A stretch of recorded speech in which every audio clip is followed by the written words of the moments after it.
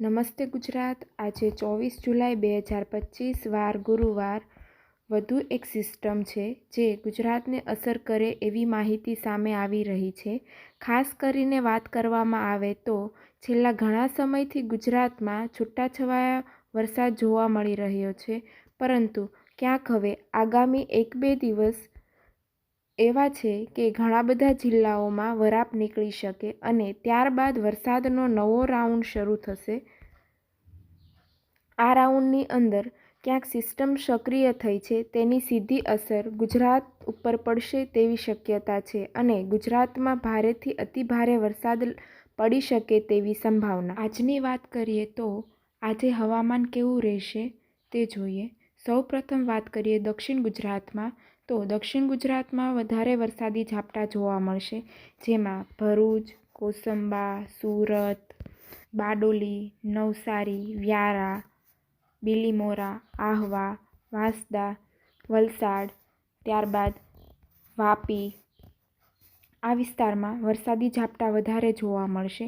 બાકી ગુજરાતમાં હાલ કોઈ સિસ્ટમ સક્રિય નથી, એટલા માટે આજે ભારે વરસાદ પડશે નહીં।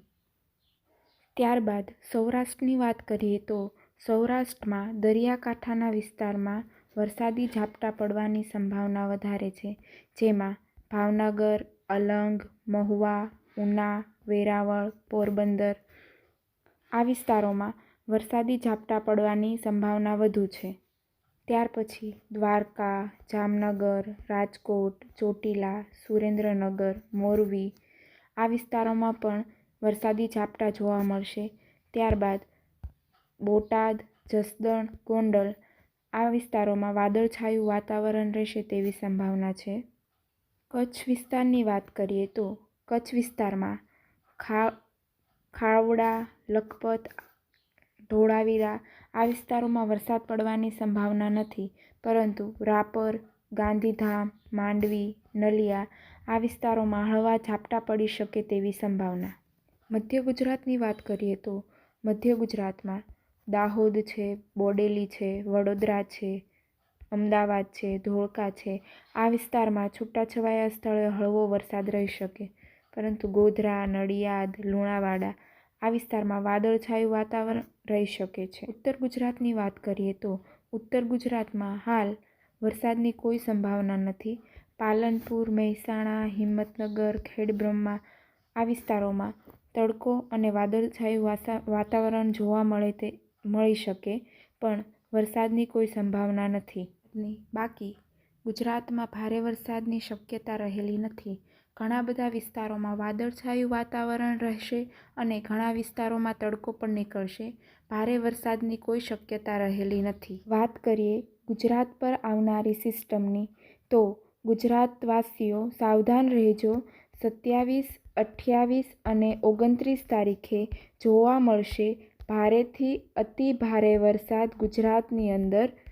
આ વરસાદ બંગાળની ખાડીમાં જે સિસ્ટમ સક્રિય થવા જઈ રહી છે અને આ સિસ્ટમ લો પ્રેશરની અંદર છે, ત્યાર પછી આ સિસ્ટમ આગળ વધશે અને જેમ જેમ આગળ વધશે એમ એમ આ સિસ્ટમ મજબૂત બનતી જોવા મળશે અને આ સિસ્ટમ આગળ વધીને એટલે કે 26 અને 27 તારીખના મધ્ય ભારત પર પહોંચશે।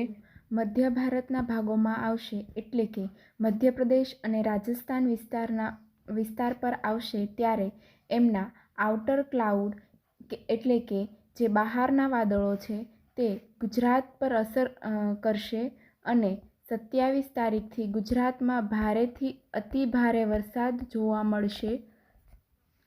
રાજસ્થાન અને મધ્યપ્રદેશ લાગુ જિલ્લાઓમાં વધુ વરસાદ જોવા મળશે। હિંમતનગર, દાહોદ, ગોધરા, નડિયાદ,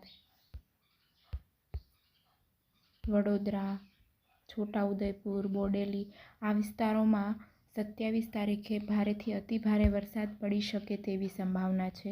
હવામાન વિભાગની આગાહી પર નજર કરીએ તો રેનફોલ ડિસ્ટ્રીબ્યુશનમાં જોઈએ તો આજે તારીખ 24, તો એમાં વરસાદની આગાહી ઉત્તર ગુજરાત, મધ્ય ગુજરાત અને દક્ષિણ ગુજરાતમાં ઘણા સ્થળે ગાજવીજ સાથે હળવાથી મધ્યમ વરસાદની આગાહી કરવામાં આવી છે।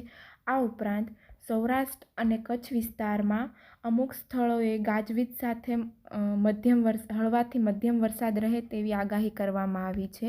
25 તારીખની વાત કરીએ તો 25 તારીખે પણ ઉત્તર ગુજરાત, મધ્ય ગુજરાત અને દક્ષિણ ગુજરાતમાં વરસાદની આગાહી કરવામાં આવી છે. ઘણા બધા સ્થળોએ ગાજવીજ સાથે હળવાથી મધ્યમ વરસાદ રહે તેવી શક્યતા, એટલે કે 51થી 75% ભાગોમાં વરસાદ પડી શકે તેવી શક્યતા.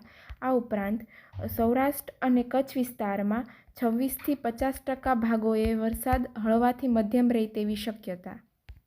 26 તારીખની વાત કરીએ તો 26 તારીખે ઓલ ગુજરાતમાં વરસાદ ઘણા બધા સ્થળોએ ગાજવીજ સાથે હળવાથી મધ્યમ વરસાદ રહે તેવી શક્યતા. ત્યારબાદ 27 તારીખની વાત કરીએ તો 27 તારીખે મોટાભાગના સ્થળોએ ગાજવીજ સાથે વરસાદ રહે તેવી સંભાવના, એટલે કે 76થી 100% ભાગોમાં વરસાદ રહી શકે તેવી સંભાવના. 28 તારીખે પણ ઓલ ગુજરાતમાં ઘણા બધા મોટાભાગના સ્થળોએ વરસાદ જોવા મળશે. આ ઉપરાંત 29 તારીખે પણ, એટલે કે 27 તારીખથી જે સિસ્ટમ બનીને ગુજરાત પર આવશે તેની અસર 27 તારીખથી જોવા મળશે અને ઘણા બધા સ્થળોએ હળવાથી મધ્યમ વરસાદ રહે તેવી શક્યતા. હેવી રેનફોલ વોર્નિંગની વાત કરીએ તો હેવી રેનફોલમાં 25 તારીખે દક્ષિણ ગુજરાતમાં વરસાદ છૂટાછવાયા સ્થળે ભારે વરસાદ પડી શકે તેવી શક્યતા. 26 તારીખે સૌરાષ્ટ્રના ભાવનગર અને અમરેલી જિલ્લામાં છૂટાછવાયા સ્થળે ભારે વરસાદ પડી શકે તેવી શક્યતા. આ ઉપરાંત દક્ષિણ ગુજરાતના મોટાભાગના વિસ્તારોમાં ભારે વરસાદ પડી શકે તેવી શક્યતા. 27 તારીખની વાત કરીએ તો 27 તારીખે દાહોદ, છોટાઉદેપુર અને અરવલ્લીમાં છૂટાછવાયા સ્થળે અતિ ભારે વરસાદ પડી શકે તેવી શક્યતા.